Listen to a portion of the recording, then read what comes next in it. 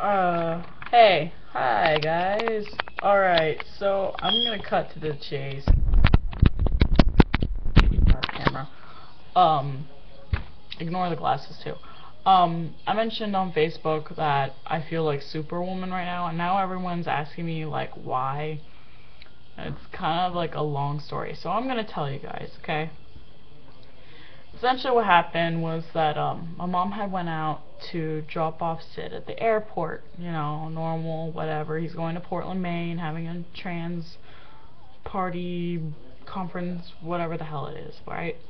So he goes off, and my mom decides to go to a restaurant inside the airplane, airport, whatever, and she starts eating, and she starts drinking, and whatever, and well, long story short, she kind of gets drunk, right? And so she's not really paying attention. She's having a fun time. There was some nice people, I guess, and whatever. And then at one point, someone went into her bag, stole her phone, her keys, and her ticket for her car, and which was sitting in the, you know, parking garage. So a few hours pass.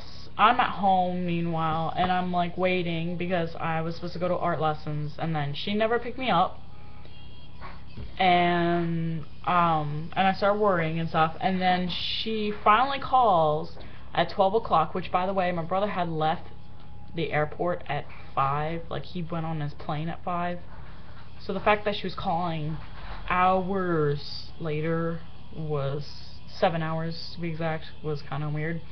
And she was crying, she wouldn't tell me what happened, she was just going all crazy. So I passed the phone over to Dawn, and, you know, apparently talked to her and whatever, and so we had to go pick her up. So I'm like, fuck, you know, I work tomorrow, I work early. So we go out, we drive all the way down there, I help Dawn figure out where she is, and when we finally find her, we find her and this cop, right? And she was getting a little upset with them, and at first I thought it was just because she was drinking, but no, he was just being kind of an ass, right? So we go up to her, and me and Dawn, and we're like, you know, what's going on, you know?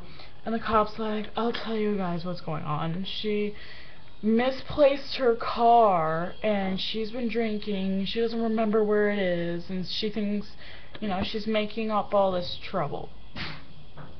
And I'm like, okay, so why does she think it was stolen? I mean, yeah, guys, I'll admit, sometimes she gets overly emotional about things when she's drunk, or sometimes she won't completely be logical. But the fact that, you know, he said that, I was kind of a little defensive at the beginning. So anyway, and she said that her phone and her keys were missing, and then when she went to go get her car, it wasn't there. So it was like, you know, shit, you know, it was just like, fuck. And so he says, well, we don't know it's stolen, so we're not gonna go look for it. And so Dawn's like, okay, so we'll just go drive around. So we got in Dawn's car, and we started going. We went to the top floor, which is where Mom said that she had parked. And so we looked around, nothing was there, you know. I used my keys because I can drive her car, and I clicked around, and you know, nothing, no beeps, no flashing lights of my car being anywhere. And Mom starts bawling because she literally is finishing off the payment this month, and it was like she was horribly upset because this whole month she's been like freaking shoving it in our faces that she had paid off a whole car by herself. Like, she was just like so happy about it, and she was just devastated, right?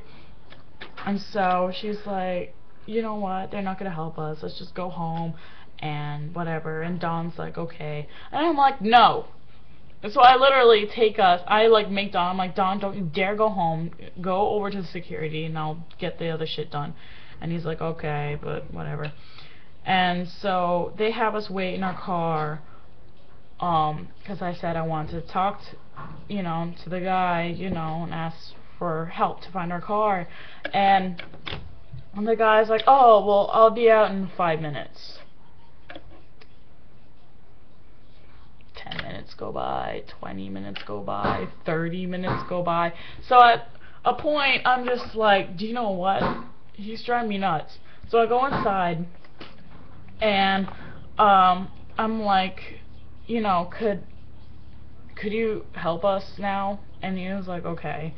And so I get up, I go back to the door, and I was about to walk out, and then I hear the guy say to the other guys, like, oh god, it's another drunk one. She probably just like freaking misplaced it, and they're over like traumatizing everything. I mean, she's just drunk. So I was just like, and I let it go, right? So, and so we look again with that guy, and he's like, oh, well, it's just not on the top floor. And I'm like, do you know what? Fuck this. So I go on my iPad, and I do my Cloud9, and I trace the phone, which had been stolen, and I found that it was moving, but it was still in the airport. So I freaking, tracked that shit down. Like, I used another website. Well, I used, knowing that it was still at the airport, I went to the other police guys who were nicer, and I was able to like get someone to like track down the number and shit, and they said the same thing, it was in the airport.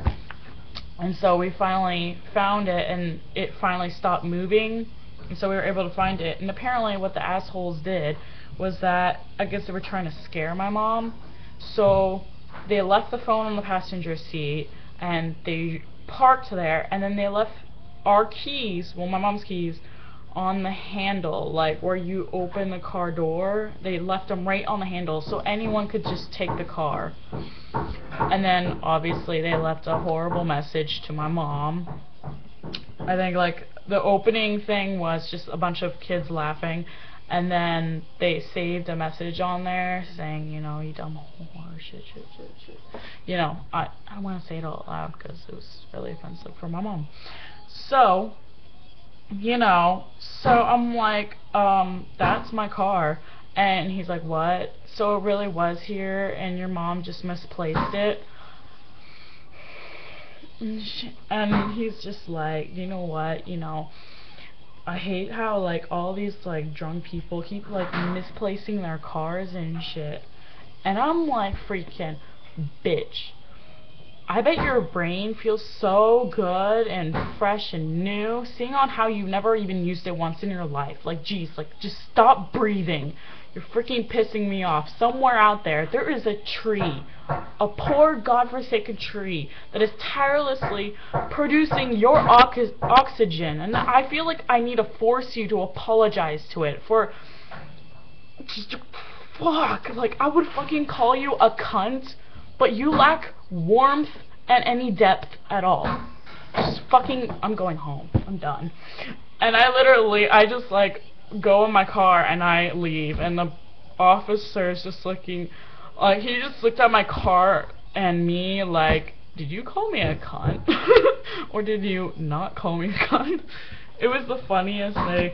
And then poor mama, she was really upset, but I held her. So I saved the damsel, and I got my car back, and I insulted him and called him a cunt. It sounded much cooler when it actually happened, but it was fun. It was awesome, actually. I'm so mad that my parents weren't there to witness that shit. It's not even fair, guys. My awesomeness is like... everyone's missing out on it. Anyway, if you ask my mom, she will tell you I got my car back, and I freaking traced that shit. Yeah. And I'm tempted, you know what, I should have had pulled up, the cameras, because if you know bars or the freaking airport, you know that there's always cameras everywhere. Like, literally, all the ticket booths and all this shit. they all have cameras. And I should have pulled out the shit and talked to those fucking assholes. Except that I'm glad, you know what, kind of bipolar on the feeling. In a way, I wish I did kick their asses for doing that, but at the same time, I don't feel like going to jail because I killed them for fucking pissing me off and pissing my mom off because they stole our car. But whatever, it's all over. I'm gonna rejoice about it. But anyway, that's why I'm Superwoman. Yeah, so you guys be jealous. And Chris, I swear, if you call me like any insult because of this, I'm gonna fucking kick your ass. And I mean that in a nice way, of course. Alright, bye.